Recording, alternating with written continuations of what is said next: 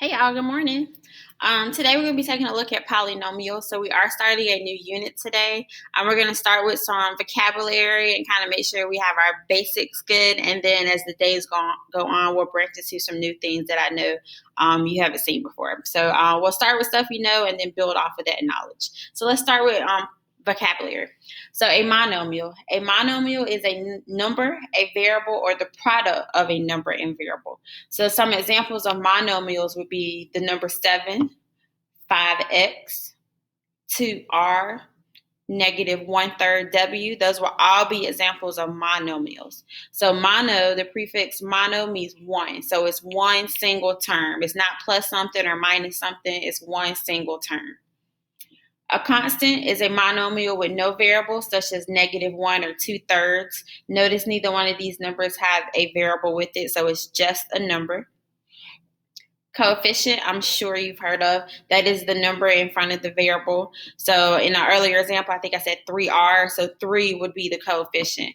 If it was -5x, -5 would be the coefficient. So it's the number in front of the variable. Polynomial is a monomial or sum of terms that are monomials, 4 or more terms. So the prefix poly means many. So 3x squared plus 5x minus 7 is a polynomial. -2 to the fourth, -2x to the fourth minus 3x squared minus 7x plus 9 is a polynomial. So poly means many. It's something plus or minus something else, plus or minus something else. So poly means many. Bi is 2, so it's a polynomial with 2 terms. And tri means 3, so that's a polynomial with 3 terms. So the word in the front, the prefix lets you know how many terms there are. Mono means 1, bi is 2, tri is 3, and then poly is a whole bunch of them, so 4 or more. So these are just some vocabulary words. Hopefully you have heard of these before. If not, you are more than welcome to write these down, and we will be taking a look at some examples in just a minute. And one more vocabulary word that we need to make sure that we know is degree. So degree is the highest exponent. So degree is the highest exponent. So in 5x to the third, the degree is 3 because it's the highest exponent. In 2x squared minus 5x, 2 is the highest exponent.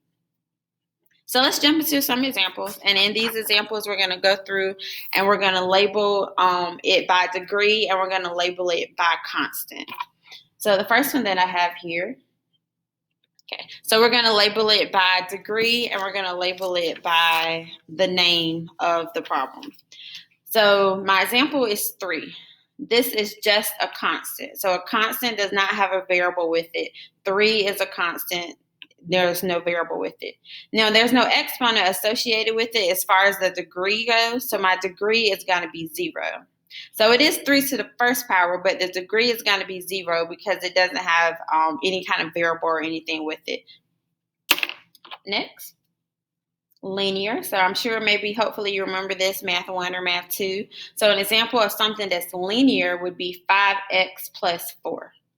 So 5x plus 4. So it's linear because my highest exponent, even though I don't see an exponent here, the highest exponent is 1. That's what makes it linear. So my degree is linear. Now it has 2 terms. 1, 2. So 2 terms. Next is quadratic. So the highest exponent or degree for a quadratic is the number 2. So this polynomial here, -x squared plus 11x minus 5, it has 3 terms, 1, 2, 3. So it's a trinomial. However, the highest exponent is 2, and that's what makes it a quadratic. So there's 2 different classifications that I can name it. I can name it as far as what kind of polynomial it is. In that case, it would be a trinomial because there's 3 terms. Or you can name it by the highest exponent. In this case, it's a quadratic, so it's 2. Next, we got cubic. So 4x to the third minus x squared plus 2x minus 3. My highest exponent, which is the degree is 3, so it makes it a cubic function. It's a polynomial because it has 4 or more terms. Next is quartic. So quartic means 4 in degree. So my highest degree is 4, so it's a quartic, and that's associated with the number 4. This is a trinomial, 1, 2, 3. So it's a trinomial, but it's quartic because the number is 4. And the last one, we can go on and on, but the last one that I'm going to look at right now is quintic. So quintic means your highest exponent is 5. So negative 2x to the 5th plus 3x to the 4th minus 2x. My highest exponent is 5. So that's a quintic. If I count my terms, 1, 2, 3, there are 3 terms. So this is a trinomial. So it's a trinomial, but it's quintic if I'm labeling it by degree. So let's go through and do some examples down here. We're going to classify each polynomial by degree and the number of terms. So there's 2 different classifications. We're going to classify each polynomial by the degree and the number of terms. So let's start with a degree for A. So this is 4x to the 5th plus 2x to the 3rd minus 3x.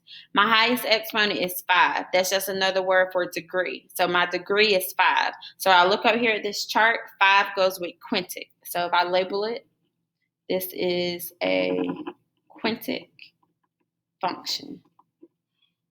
And if I label it by the number of terms, 1, 2, 3. Terms are separated by plus or minus, 1, 2, 3. So this is a trinomial. Next, B, 3x to the 4 plus 5. If I classify it by degree, my highest exponent is 4, so that makes it quartic. And if I do terms, 1 term, 2 terms, so it is a binomial. And we'll take a look at one more. C, I got x to the 3rd y squared plus 7x to the 3rd minus 2y squared plus 10. Now, this has a degree of 2. This one has a degree of 3. This one I would need to add these together because it's all one term. So 1, 2, 3, 4, 5. So my degree for this is actually degree 5 because I needed to add this whole term together. So my degree is 5, and the word associated with that is quintic.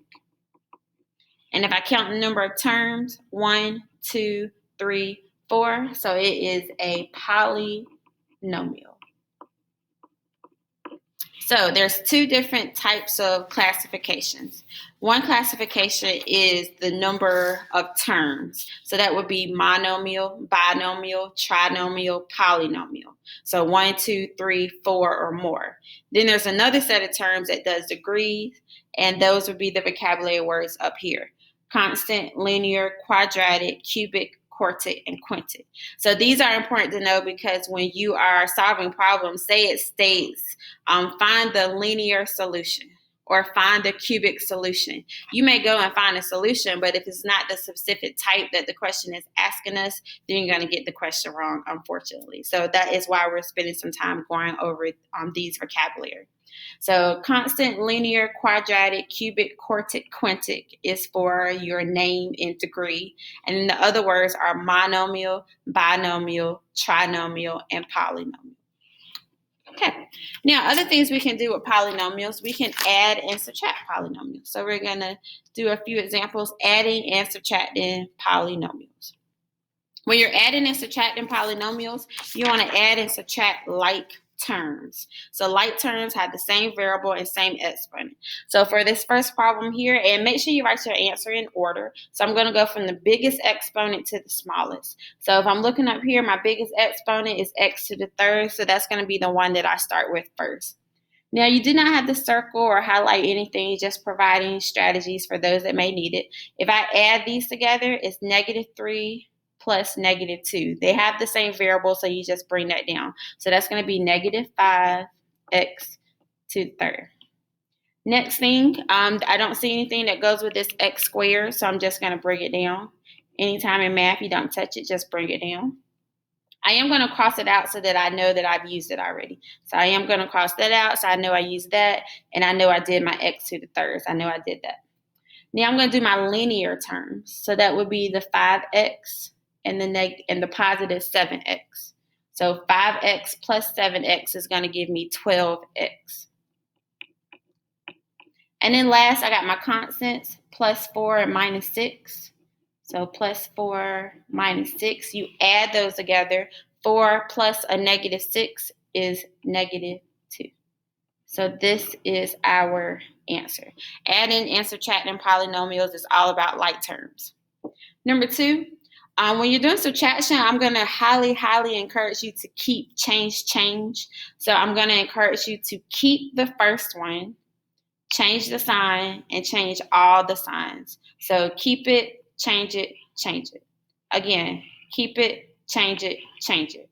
So I'm going to keep the first one. I'm just going to bring it down, just going to rewrite it. Okay, nothing changed. I just rewrote it. Then I'm going to change my subtraction sign to a plus sign. And I'm going to change this, every single sign.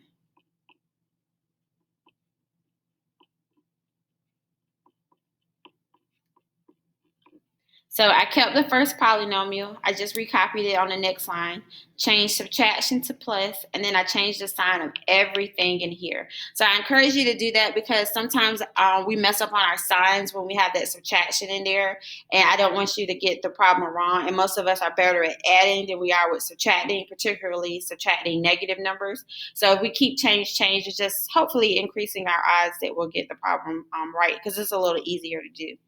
Now I can go through and combine like terms, go in order. Make sure you write your answer in order. Negative 6x to the third goes with negative 3x to the third. So that's going to give me negative 9x to the third. Next, I'm going to take a look at my quadratic terms. So that would be the negative 6x squared and the positive 5x squared. Negative 6x squared plus 5x squared is negative 1. Then I have my linear terms, which would be the 7x and the 2x. 7 plus 2 is 9.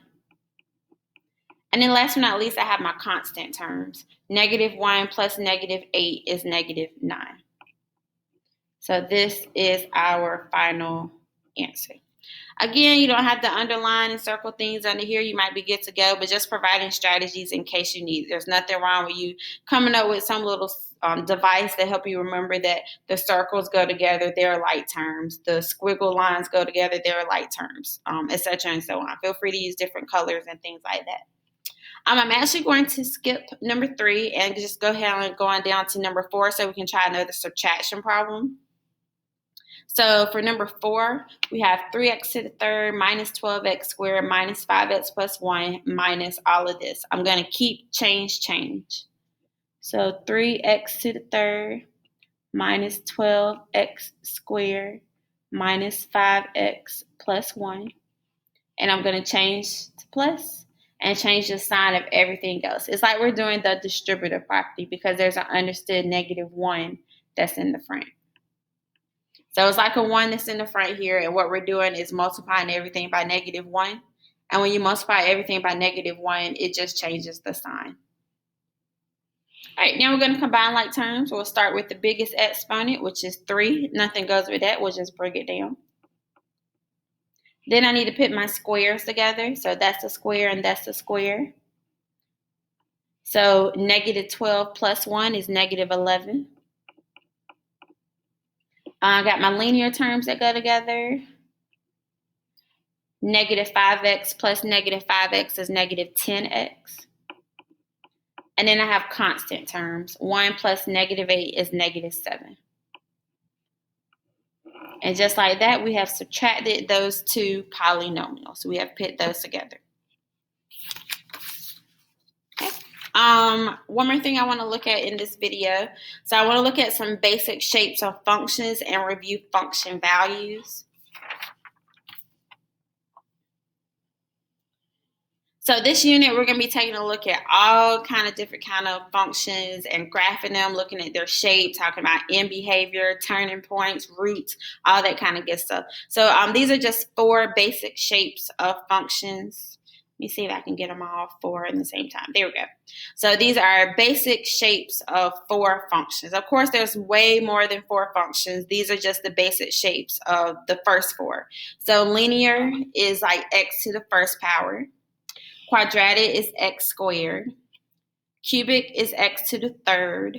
and quartic is x to the fourth. So we have x to the first, x squared, x to the third, x to the fourth. So a linear function is a straight line like this one here. So it's positive slope.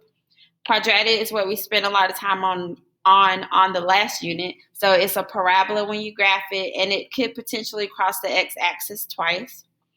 A cubic function means 3. So notice it goes 1, 2, 3. So if I do that again with my pen, it goes 1, 2, 3. So cubic means 3. So it's going to have 3 kind of turns in there. So you can say 3 curvy pieces, for lack of a better word. And quartic means 4. So it goes 1, 2, 3, 4. So again, 1, 2, 3, 4. So in a few days, I'll be giving you some characteristics, and you'll be able to graph your own function just based off of some characteristics that I'm sharing with you.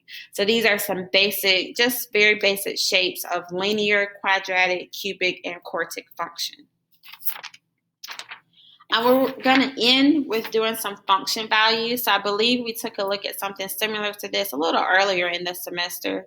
Just want to bring it back up and tie it back into what we're currently doing. So say I have a function. Okay. Say I have negative 3x to the third plus 4x squared plus 5x minus 8. And we're going to find function values for negative 2, 0, and then 3t. So what this means is I'm giving you an x value. We're going to substitute that x value in and figure out what our y value is. Again, I'm going to substitute x value in to every single spot that I see, and we're going to figure out what our y value is. So we're doing an input of x, output of y. So for a, I'm going to take negative 2. I'm going to substitute it in here, here, and here. So if I set up a is going to give me negative 3, negative 2 to the third, plus 4, negative 2 squared, plus 5 times negative 2 minus 8. So every place I see an x, I got rid of the x and I made substitutions. So we've made substitutions earlier when we were evaluating expressions and things of that nature. Same thing here. However many times you see an x, get rid of the x and plug in whatever value. Now, I've already typed this into that wonderful Desmos that we've been using, and it gave me 22. So you can type it in Desmos just like this. Make sure you use some parentheses, put your numbers up there, and voila, it'll give you 22. All right, let's do B. Same thing. This time I'm substituting in 0. So 0 is going to go here, here, and here. So if I set that up, that's going to give me negative 3, plug in 0, plus 4, plug in 0, plus 5, plug in 0. Now this one, absolutely, you can plug it into Desmos. However, that cancels, and that cancels because 0 times anything is 0. So all of that goes away. So your final answer should be negative 8. Final answer should be negative 8. And last one, let's take a look at C. Even though I'm substituting a variable in, that's okay. Don't be intimidated. I'm going to take this 3t, substitute it here, and substitute it here. Now, I'm not going to get just a number back out, but that's all right. We're still going to go through, distribute, do some multiplication, and see what we end up with. So let's set it up first. So this is going to give me negative 3. I'm going to plug in 3t, plug in 3t, plug in 3t, and at the very end, we're going to subtract 8. Notice I set this problem up the exact same way I set up A and B. A and B, I plugged in a number, I got a number back. This one, I'm going to plug in an expression, so I'm going to get an expression back. So we're going to have to go through and multiply this out. I'm going to bring down this negative 3. Okay, this is 3 to the third. That's 3 times 3 times 3 times 3. It is not 3 times 3 to give you 9. It's 3 to the third power. So 3 times 3 times 3 is 27. And then t times t times t is t to the third. Okay, here is 3 squared. So that is 3 times 3. That's going to give me 9. And t times t is t squared. Not much to do here. 5 times 3t is 15t minus 8. So I did 3t to the third, 3t squared, 3t times 5, and it gave me that. And the last thing I need to do is multiply negative 3 times 27 and 4 times 9. So our final answer is going to be negative 81 t to the third plus 36t squared plus 15t minus 8. None of these are like terms. So since none of these are like terms, you just bring it down. So again, none of these are like terms. So we just bring it on down. And then that would be all of this good stuff here would be our final answer.